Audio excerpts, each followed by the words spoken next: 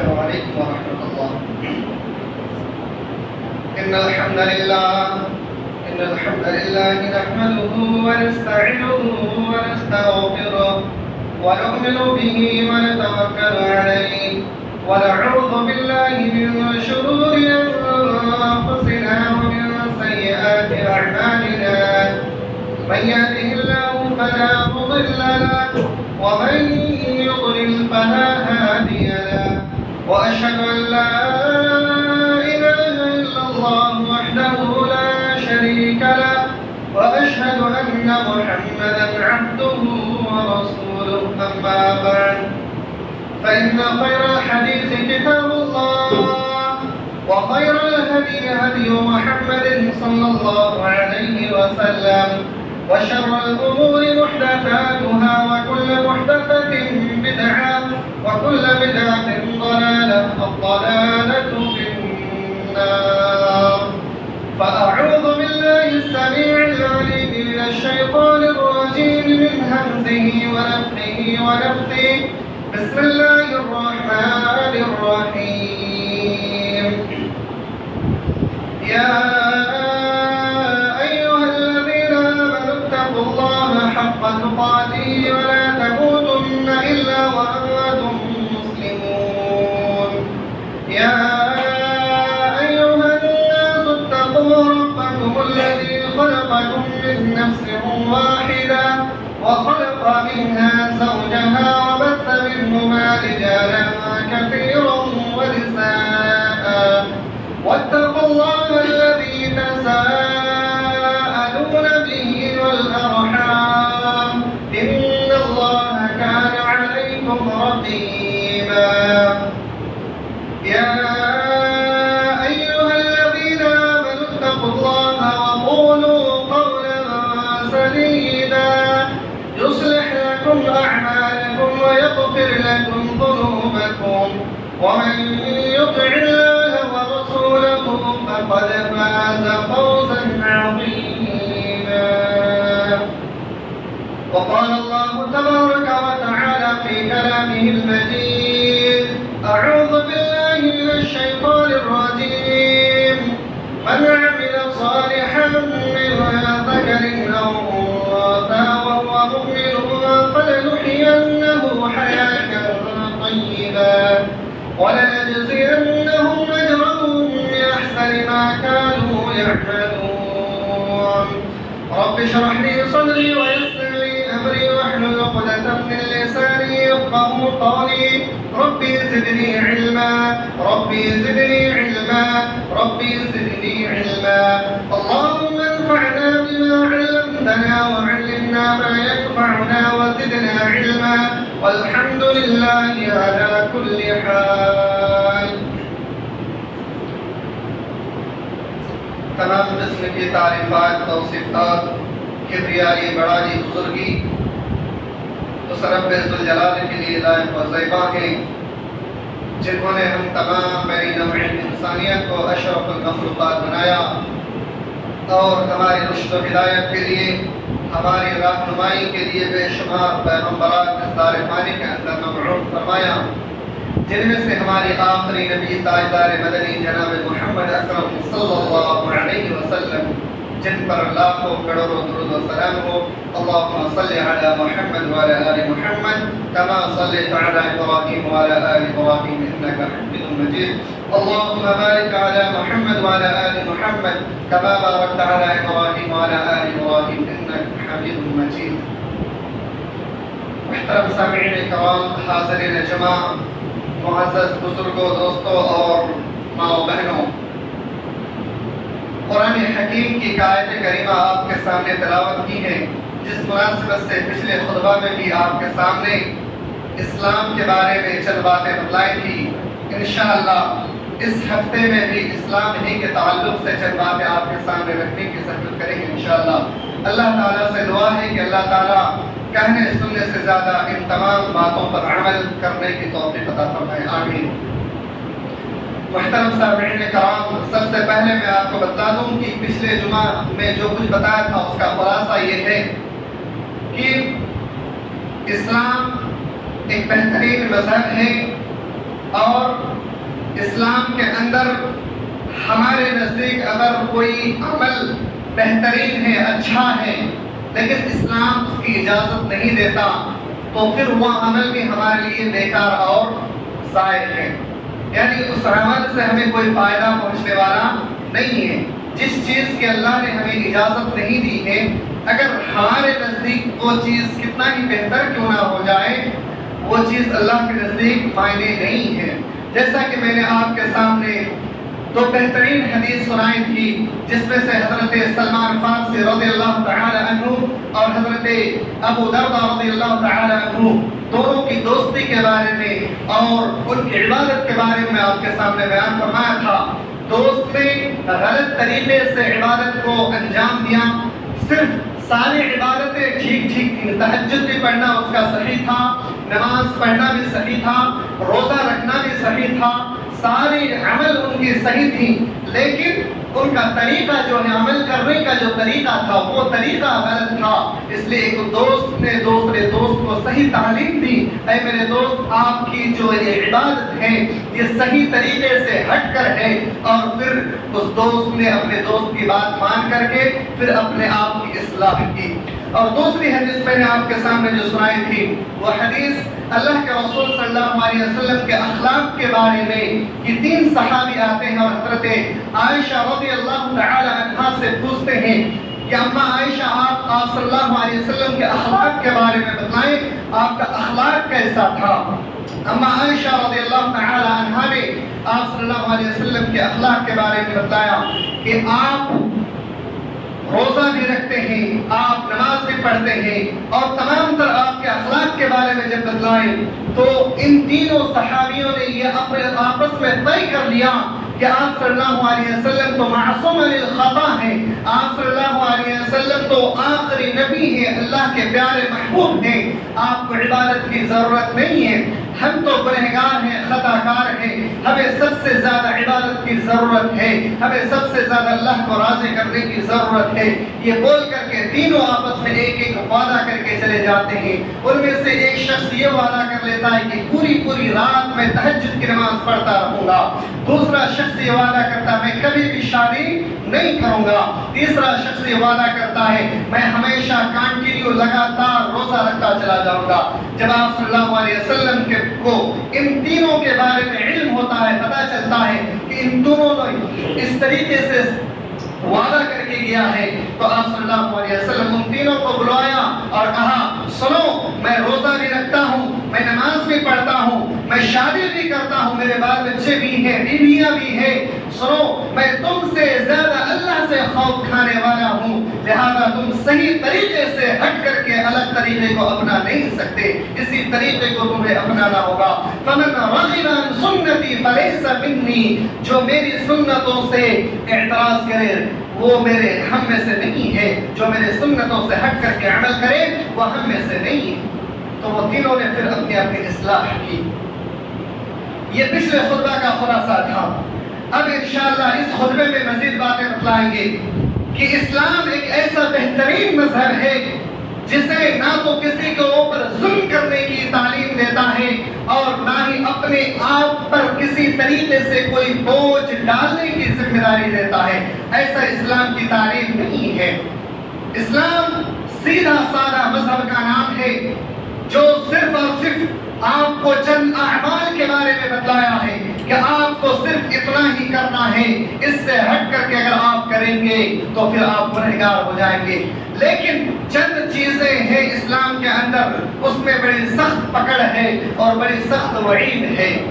اللہ کے رسول صلی اللہ علیہ وسلم نے ارشاد فرمایا قیامت کے روز انسان اپنی جگہ سے ٹس سے مس تک نہیں ہو سکتا، اپنی جگہ سے اس وقت تک ہل نہیں سکتا جب تک کہ یہ 5 سوالوں کا جواب نہ دے۔ وہ 5 سوال یہ ہیں، اللہ رب العالمین اپنے بندوں سے سوال کرے گا اے میرے بندے تو نے اپنی پوری زندگی کو کہاں گزاری؟ یہ پہلا سوال انسان سے ہوگا۔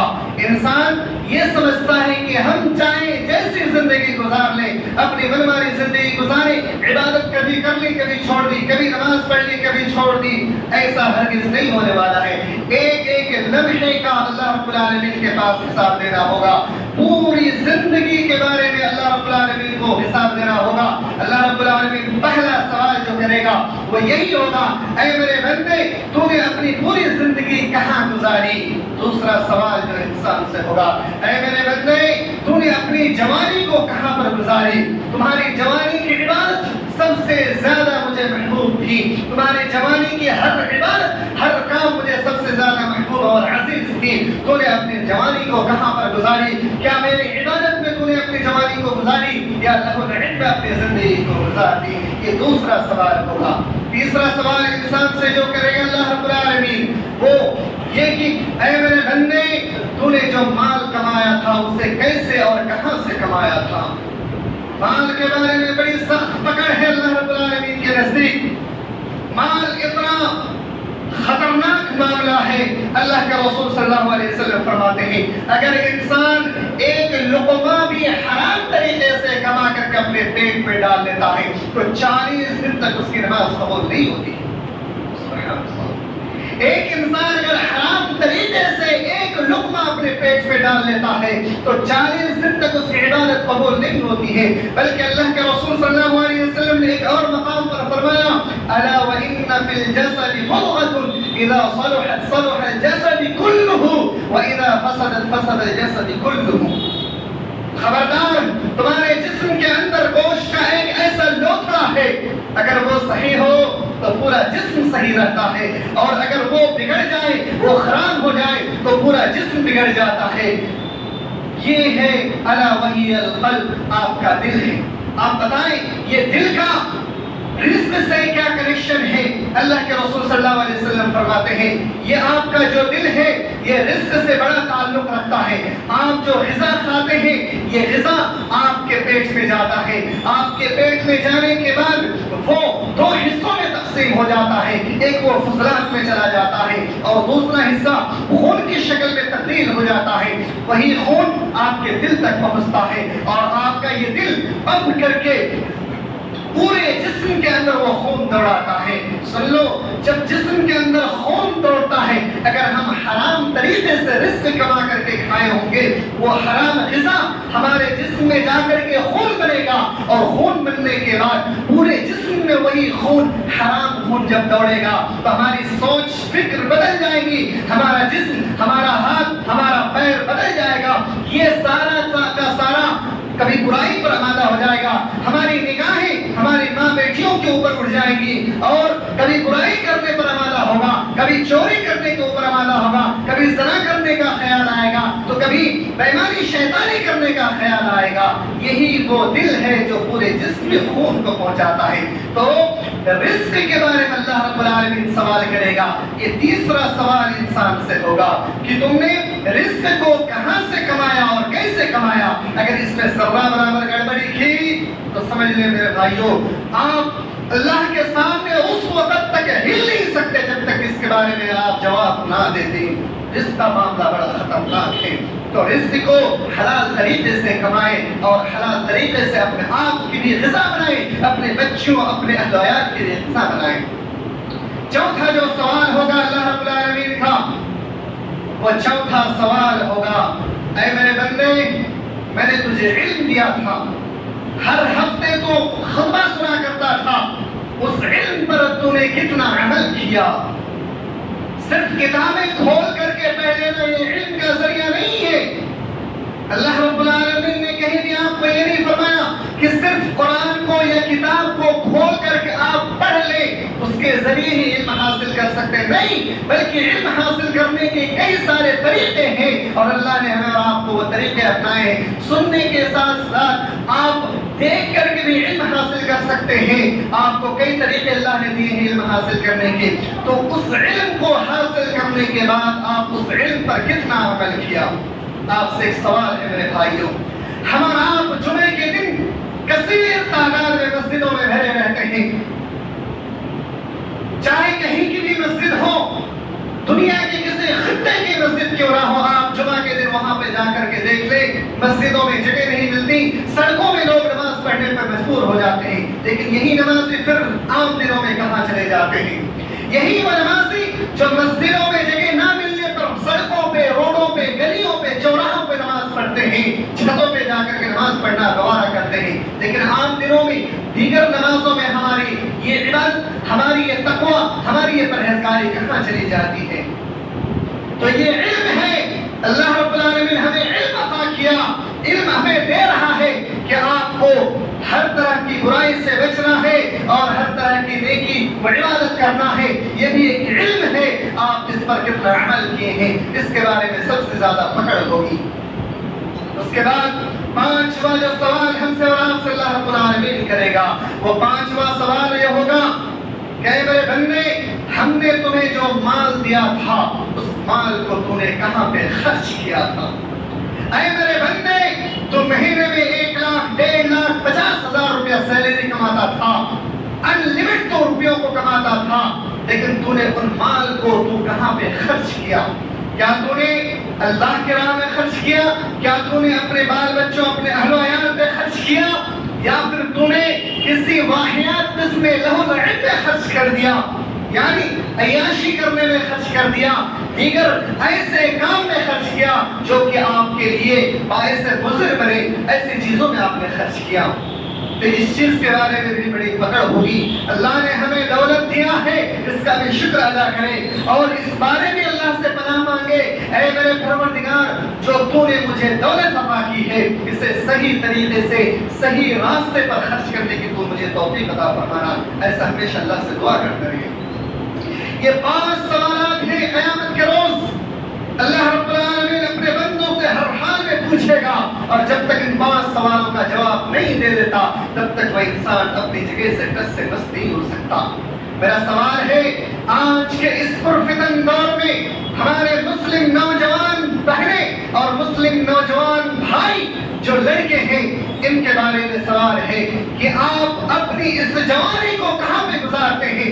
آپ کے والدین آپ کو اخراجات کے لیے جب روپیے پیسے دیتے ہیں، آپ ان روپیوں کو، پیسوں کو کہاں پہ لے جا کر کے صرف کرتے ہیں؟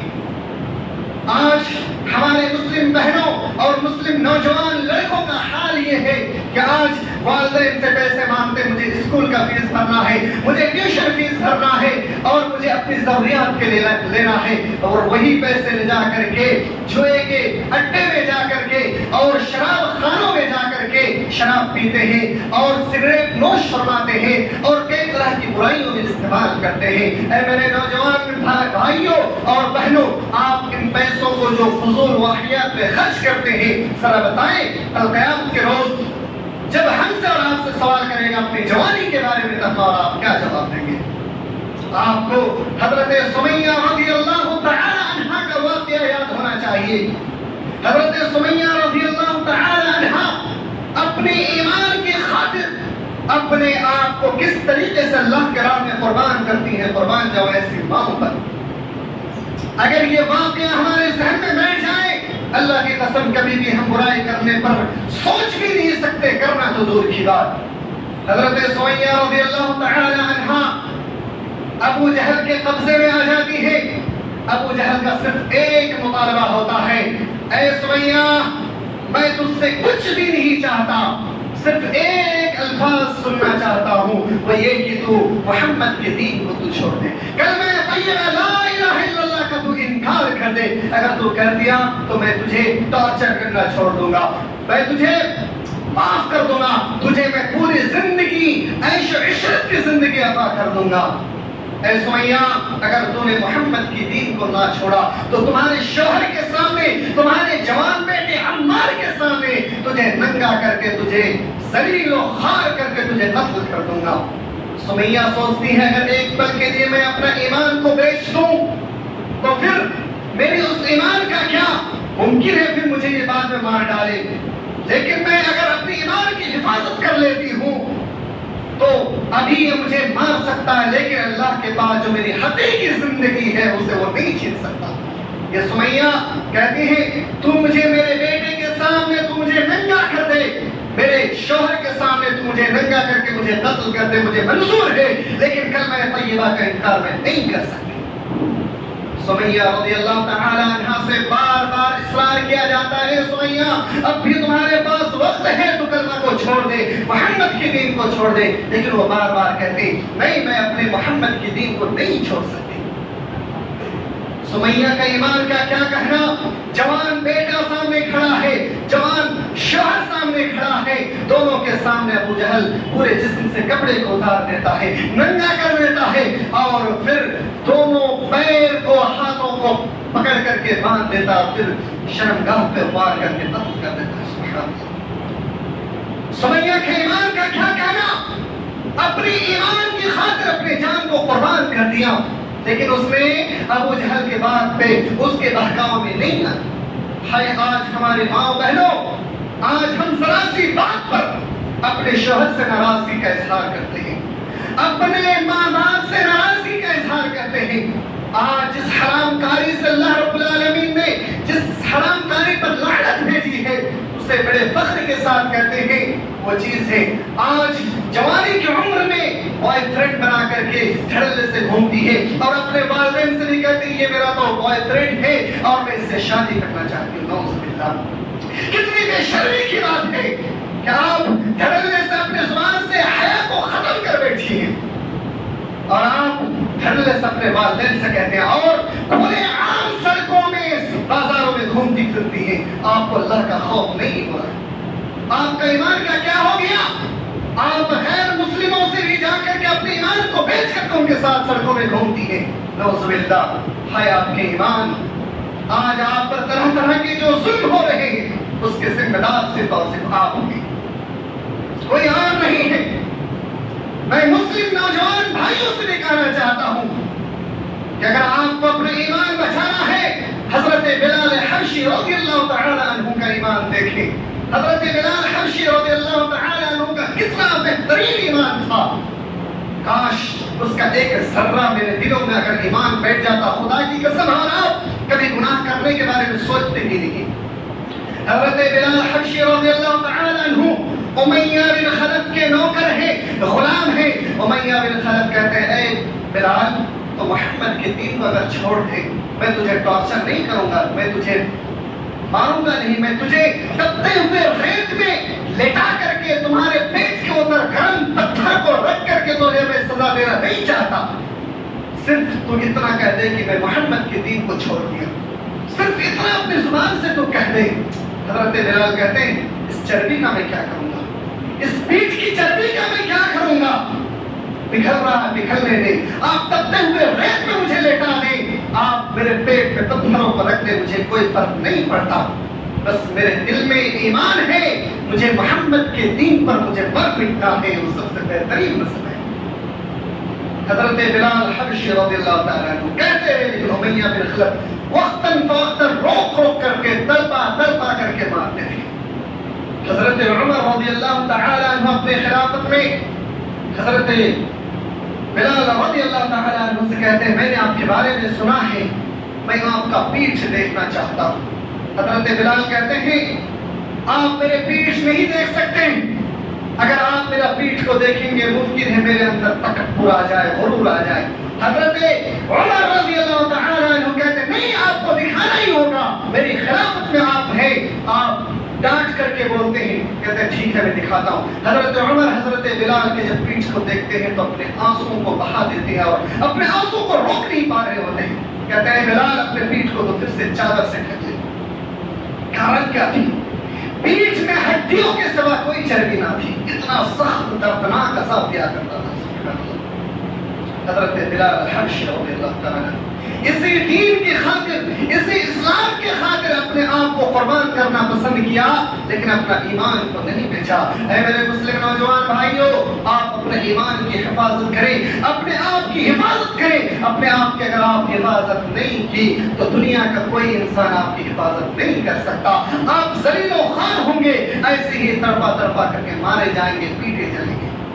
آج آپ کا ایمان اتنا کمزور ہو چکا ہے کہ آپ دھڑلے سے ان برائیوں کو عمل کر رہے ہیں، ان برائیوں کو اپنے آپ پر بسا چکے ہیں جس کے بارے میں کئی طرح کی بڑی بڑی سخت وعیدیں ہیں، لیکن آپ اسے گناہ سمجھتے نہیں ہیں۔ حضرت انس رضی اللہ تعالی عنہ کی وہ حدیث آپ ذہن میں رکھیں۔ حضرت انس رضی اللہ تعالی عنہ بیان فرماتے ہیں کہ اللہ کے رسول صلی اللہ علیہ وسلم کے دور میں، عہد رسالت میں، جن گناہوں کو ہم چھوٹی چھوٹی گناہوں کو بہت بڑا گناہوں کو سمجھا کرتے تھے وہ گناہ آج کے دور میں یا تو سمجھی ہی نہیں جاتی یا پھر معمولی سمجھ کر کے اسے نظر انداز کر دیا جاتا ہے، جسے آپ صلی اللہ علیہ وسلم کے زمانے میں بہت ہی خطرناک، بہت ہی بڑا گناہ سمجھا جاتا تھا۔